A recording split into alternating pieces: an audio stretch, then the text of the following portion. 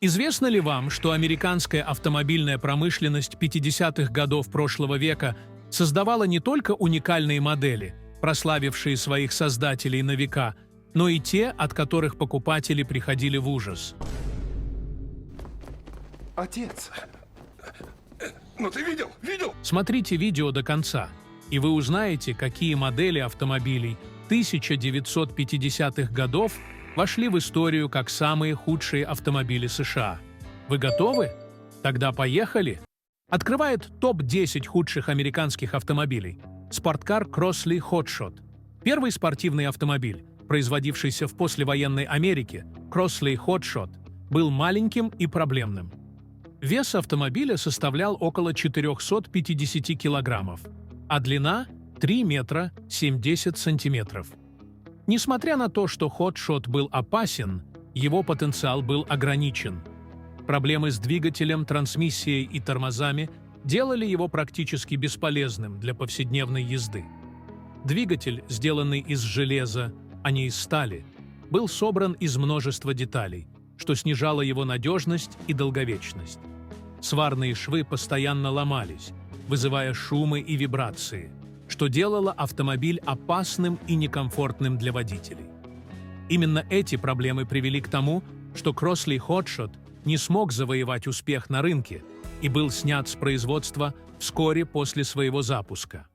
Triumph Mayflower – еще один автомобиль, который попал в подборку по той же причине, что и предыдущий. Triumph Mayflower был амбициозной попыткой компании Triumph создать компактный роскошный автомобиль для американского рынка. Он черпал вдохновение в дизайне и пропорциях таких известных брендов, как Rolls-Royce, Silver Dawn и Bentley. Но в итоге получился автомобиль, который не соответствовал ожиданиям покупателей. Mayflower значительно уступал своим европейским аналогам, что придавало ему странный внешний вид. Он казался перегруженным и маломощным, что снижало его привлекательность на рынке. Основу двигателя составляли стандартные агрегаты, но его мощность была ограниченной, что делало автомобиль медленным и слабым. Максимальная скорость составляла всего 101 км в час, что было ниже ожиданий покупателей. Кузов Mayflower изготавливался из легких металлов, при этом был тяжелым. Эти факторы отнюдь не способствовали его прочности и долговечности, а также ухудшали ходовые характеристики. Mayflower не набрал популярности на рынке, в основном из-за проблем с мощностью, весом и надежностью. Стоимость автомобиля превышала средние значения для своего класса, что также сыграло свою роль в его провальном маркетинге. В итоге, несмотря на амбициозную концепцию, Mayflower оказался неудачным проектом, и его производство было прекращено в 1953 году. Studebaker Monterey, Глен Хир и Вернон Антуан, работавшие инженерами-конструкторами в североамериканской авиационной компании, были вдохновлены концептом Buick LeSabre 1951 года и решили воплотить идею в собственном автомобиле, построенном в гараже в Уитьере, Калифорния. Используя шасси Studebaker Commander 1951 года с двигателем V8 мощностью 120 лошадиных сил, они создали трехместный открытый кузов с 14 листопластиковыми панелями. Колесную базу сократили до 112 дюймов, а переднюю пуля увеличили до размеров ракеты. Фары скрыли под нависающими передними крыльями, а заднюю часть украсили 3 вертикальными фонарями от Lincoln. Рулевое колесо заимствовали также у Lincoln, добавив множество датчиков от Stewart Warner и спидометр от Plymouth, а бамперы сделали из частей Hudson. Корпус автомобиля был окрашен в золотистый металлик. Всего на создание шедевра ушло 4200 часов работы. Их родстер, названный Monterey, был широко освещен в специализированных автомобильных изданиях, таких как Road & Custom, Motor Trend, Motor World, Mechanics Illustrated и Popular Science. В 1954 году Он даже победил на выставке в Лос-Анджелесе, а позже приобрел известность благодаря энтузиасту Бобу Иакилу, который предложил коллегам выпускать ограниченную серию автомобилей с двигателями Cadillac VAT-8.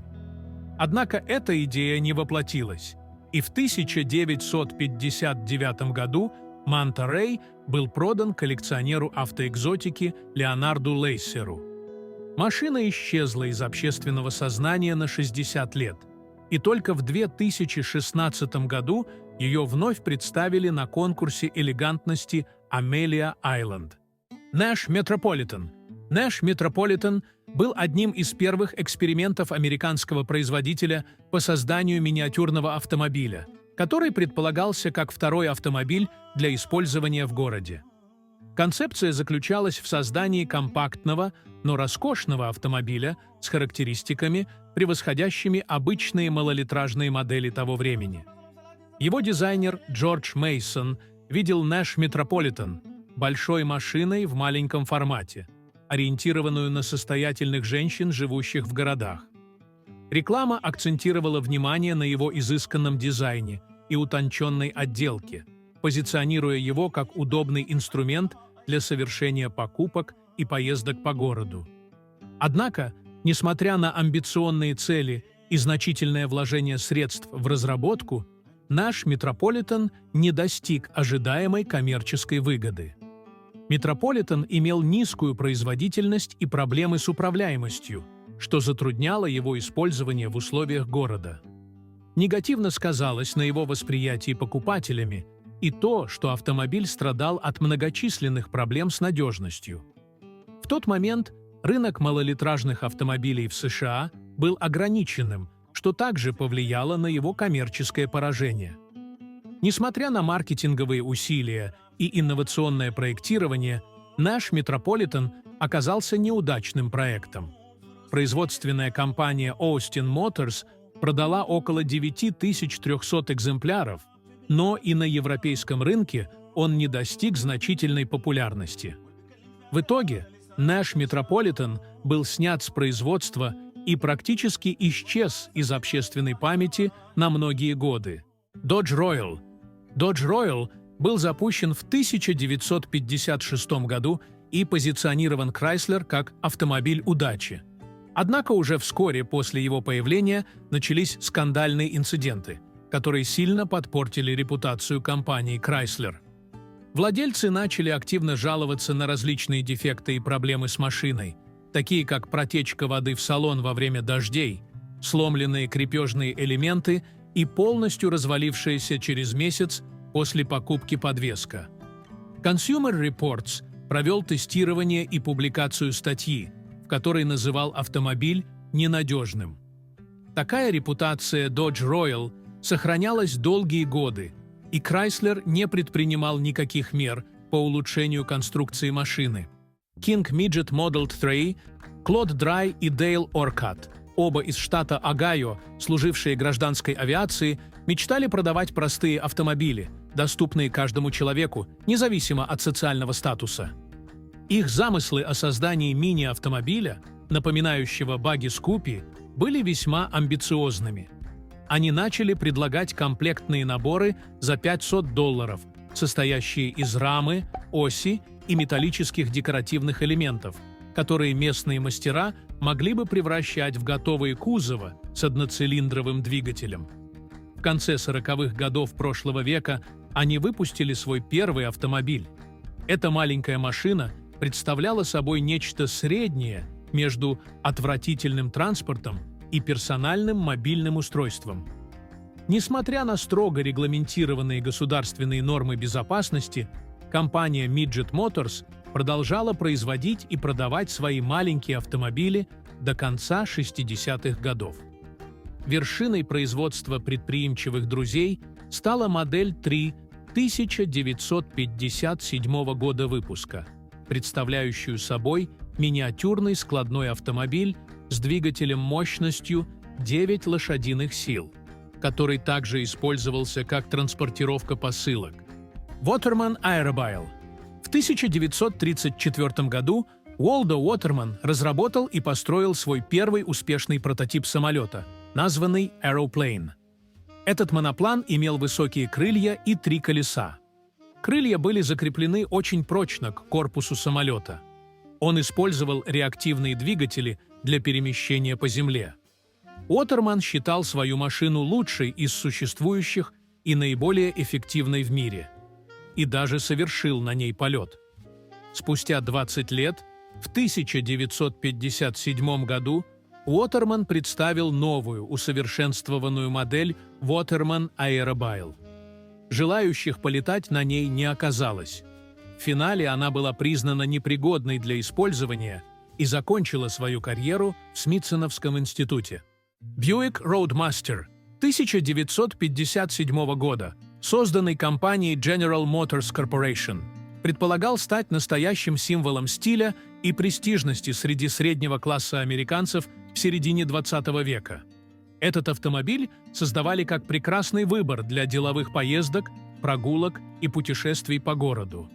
Однако в 1957 году журнал Consumer Reports оставил этот автомобиль без внимания, не давая ему положительных отзывов. Причина отсутствия реакции на автомобиль была понятна. В то время Бьюик был дорогим и плохо собранным.